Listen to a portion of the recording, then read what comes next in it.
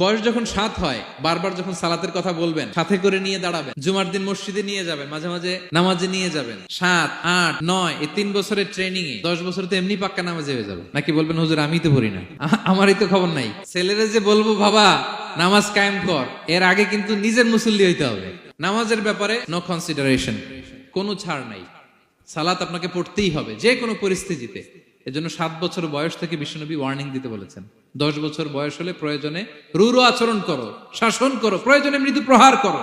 অনেক ফ্যামিলি আছে নিজেও নামাজি, ছেলে মেয়েদেরকেও নামাজের কথা বলে পড়ায়। জোহর পড়তে দেয়, আসর পড়তে দেয়, মাগরিব পড়তে দেয়, এশা পড়তে দেয়, ফজর পড়তে দেয় না। ফজর নিয়ে টেনশন নাই। কেন?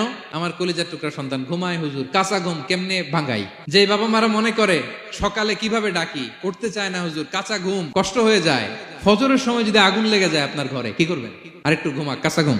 দুনিয়ার আগুন থেকে রক্ষা করার জন্য যেমনি ডাকেন, উঠায় নিয়ে আসেন, জাহান্নামের কঠিন আগুন থেকে বাঁচানোর জন্য ফজরের সময়ও ডাকার দরকার আছে না নাই?